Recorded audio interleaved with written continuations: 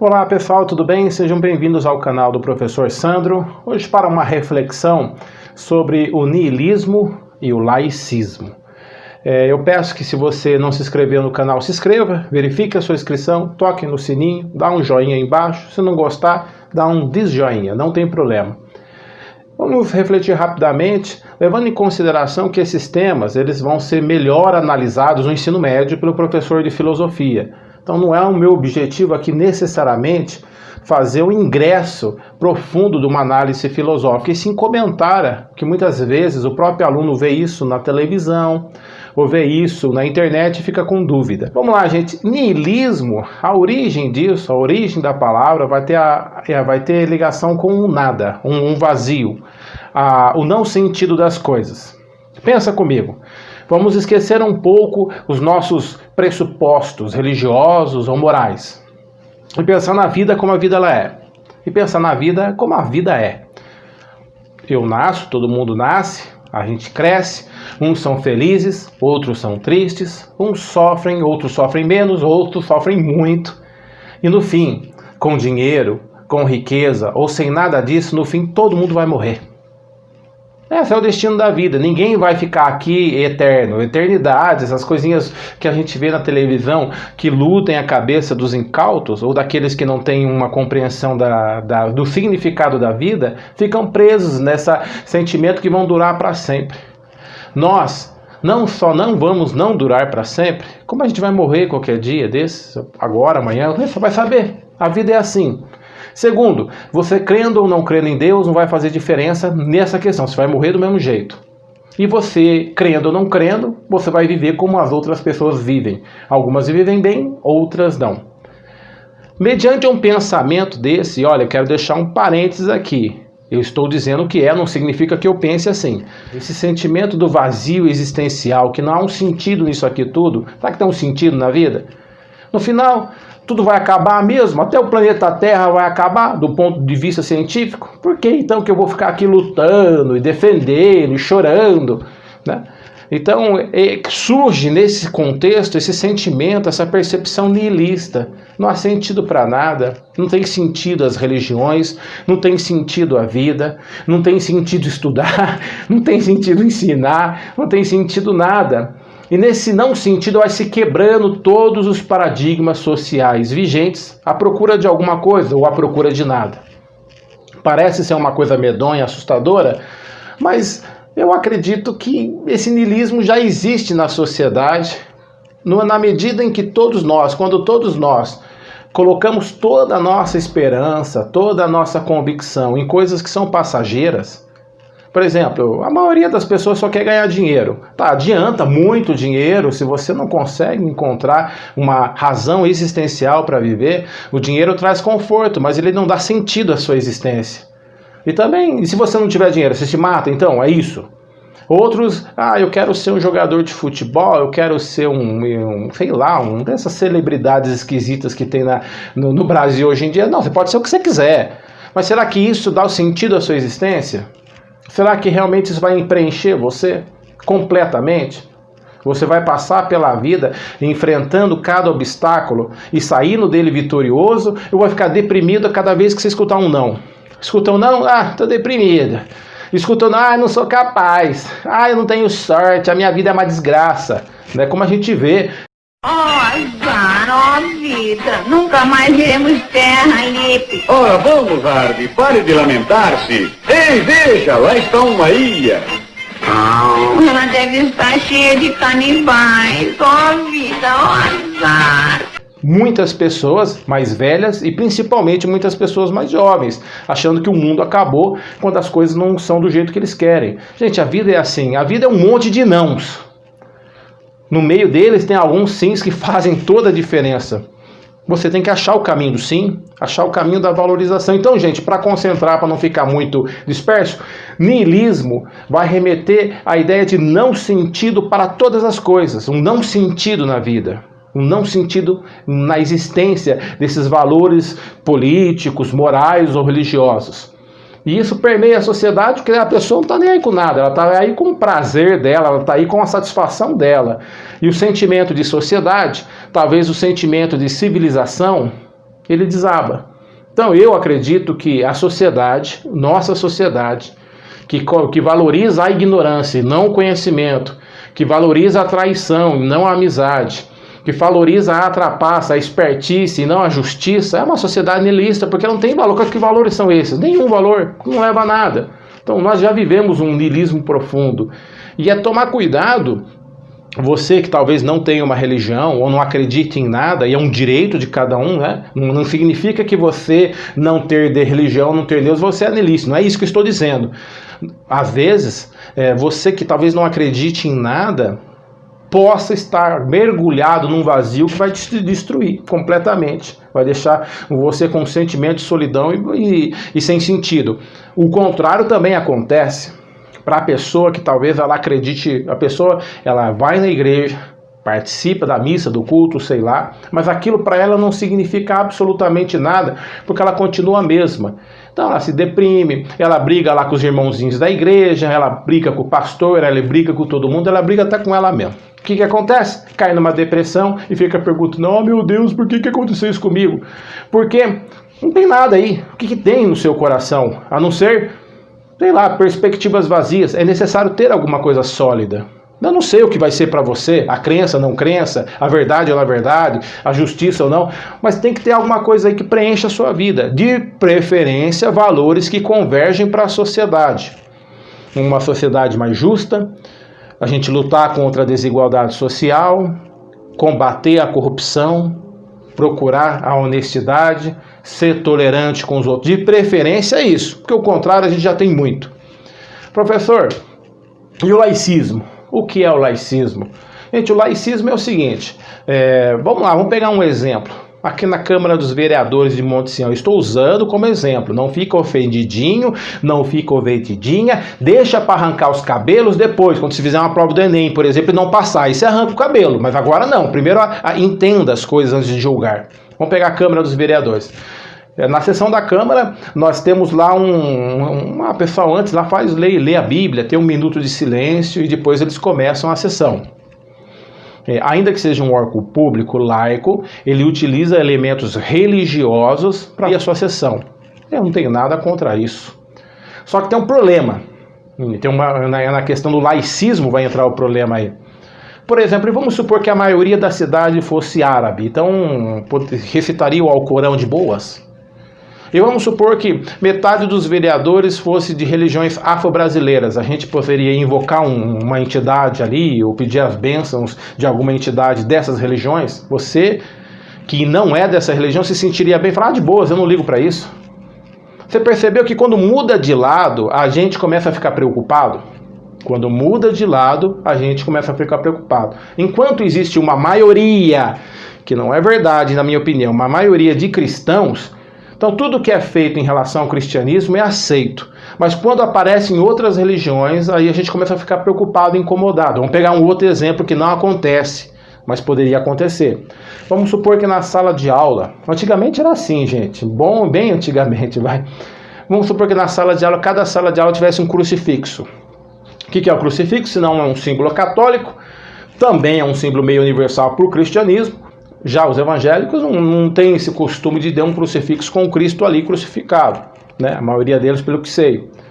Tá, vamos supor então que os professores, os alunos fossem de várias religiões, então a gente tivesse um crucifixo ali na sala de aula, também a gente tivesse budista, colocasse um Buda ali do lado, né? Colocasse lá, sei lá, uma entidade das religiões afro-brasileiras, colocasse a Shiva, o hinduísmo lá. Como é que você ia se sentir? Pô, mas isso aqui parece um altar de Deus, tem tantos deuses aqui, né? Tantas entidades.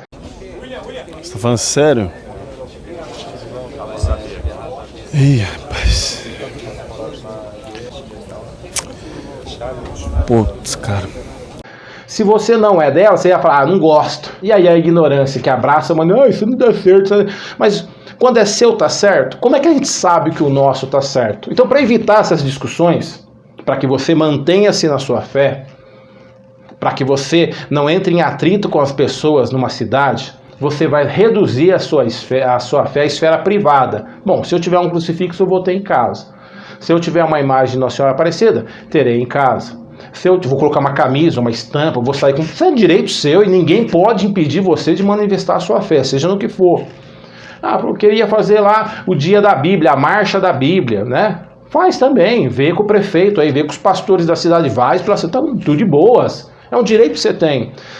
A questão fica, e o Estado laicista, ela fica quando, de repente, o negócio vira tudo ao contrário, para o nosso lado, ou para o lado de todas as pessoas que acreditam em alguma coisa. É quando o Estado começa a arrancar tudo. Nada de crucifixo, nada de oração, não vai fazer mais procissão, não pode mais fazer uma oração, não pode fazer uma vigília, e começa a proibir as religiões de fazerem qualquer coisa. Aí vira um laicismo agudo, onde a sociedade passa a não ser religiosa, mas contra as religiões, é isso que a gente vê. Vou colocar umas cenas aí, reportagens aí, de igrejas que são queimadas, vandalizadas, destruídas por causa dessa ignorância laicista.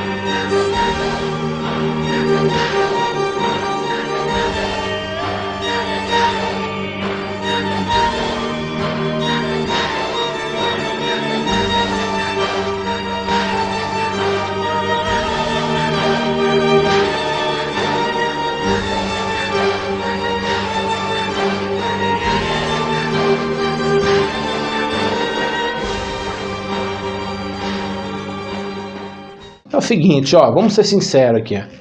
Né? A gente não tem por que mentir. Vai mentir para quê? A religião, ela significa coisas positivas para muitas pessoas, para você talvez, mas ela também significou e significa algumas coisas negativas para outras pessoas. Tem pessoas que sofreram muito na mão da religião, principalmente nesses casos de abuso, pedofilia, desvio de dinheiro. Tem gente que se decepciona, e tem gente que se decepciona na sua própria igreja, às vezes que vê coisa lá dentro que não gosta. Eu vi várias coisas dentro aí de religiões que eu não gostei e escrevi um livro sobre isso, né? Mas isso é um outro assunto. Mas aí é o direito meu, então eu prefiro não me meter muito no funcionamento das igrejas. Só que, gente, quando a religião pisa na bola, ela cria essa certa angústia nas pessoas, as pessoas ficam chateadas. E às vezes as pessoas vão passar para o outro lado da força, né? Que vão começar a perseguir. Não persegue porque odeia a Deus, persegue porque não gosta da religião. Porque a religião representou para ela algo negativo. E nós temos que assumir que a religião tem esses dois lados. Ela pode ser uma instituição divina, no sentido do reconectar, né, no sentido de buscar uma razão, de buscar um contato com a atividade, pressuposto moral, e ela pode ser alguma coisa extremamente negativa, quando ela começa a obrigar, a torturar, a martirizar e fazer os outros sofrerem. Então aí a gente tem esse laicismo que começa a perseguir todo mundo, queimar a igreja, perseguir, zombar da pessoa que tem fé, chamá-la de tonto, falar que cristão é atrasado, né? Tem cristão atrasado? Tem. Assim como tem gente que não é cristão e é atrasada tanto quanto. Esse é o problema que a gente vive. Todos nós que estamos inseridos nessa sociedade devemos refletir com calma isso aí. Onde começa o niilismo e como ele acaba entrando até mesmo dentro da própria igreja ou dentro da nossa vida, né? Uma sociedade sem valores, sem sentido, sem motivação, e como o laicismo acaba prejudicando a própria religião, quando o Estado ou membros da sociedade começam a achar que todos os cristãos são loucos, fanáticos, bitolados, arcaicos. E aí começa a perseguir todas as igrejas, até aquelas pessoas que estão de boas, estão vivendo a fé delas, não querem encrenca com ninguém. Aí começa então uma perseguição massiva. Como a gente faz para mudar isso? É simples. A receita de bolo, eu detesto receita de bolo para tudo, né? Até só para o bolo, né? Qual que é a receita, então, para finalizar esse vídeo que já ficou meio longo, pelo que eu estou vendo no contador aqui? Se você é cristão, seja um excelente cristão. Pronto, acabou o problema. Se você conseguir fazer aquilo que Cristo fala, ama a Deus sobre todas as coisas e o próximo como a ti mesmo, acabou o problema. Você não vai entrar em atrito com ninguém, todo mundo vai olhar a religião, porra, a religião aí, pô, bacana a sua religião, pô, cara, você é um cara super bacana, gostaria de ser como você, me fala onde você vai e as pessoas vão seguindo você. Agora se você ficar um cara azedo, sabe, azedo, não segue nenhum, não lê a Bíblia, não segue os ensinamentos de Jesus Cristo, critica todo mundo, faz fofoca, vive como se fosse uma pessoa que não tivesse esperança. Então, o que acontece? As pessoas vão olhar a religião, vão dar risada mesmo, vão perseguir mesmo. É necessário uma mudança nossa e do mundo.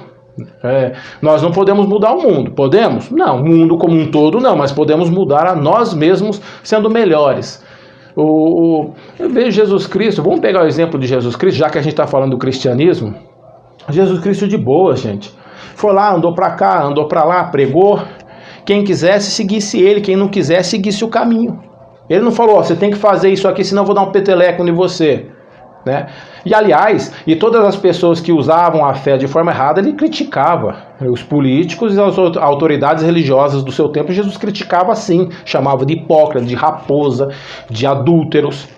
Malditos escrivãos e fariseus, todos hipócritas, por impedirem a entrada dos homens no reino dos céus. Vocês todos não entram, nem deixam os outros entrarem, guias cegos. Vocês comem um mosquito e arrotam um camelo.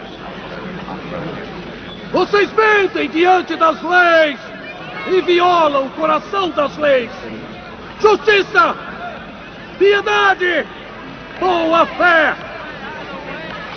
Vocês são como sepulcros imaculados, todos limpos e belos por fora, mas por dentro repletos de ossos de mortos e de corrupção. Estão vendo essas pedras? Eu lhes digo, aqui não restará pedra sobre pedra, tudo será destruído. Sua casa é cheia de desolação. A casa do lagarto e da aranha. Serpentes, covil de víboras, como todos vão escapar da maldição? Então, essa é a solução. Para transformar o mundo, a gente não vai conseguir fazer tudo de uma vez. A gente só consegue um pouquinho de cada vez, sendo pessoas melhores. Ah, professor, o senhor falou aí, que vídeo chato, eu não acredito em Deus, eu não sigo em religião. Vá bene. Então faz o seguinte, se você não acredita nisso, seja uma pessoa melhor. Procure ajudar os outros, procure a justiça social, procure o combate à corrupção, é isso que eu peço para você. É isso aí, são reflexões. Aquele abraço, até a próxima.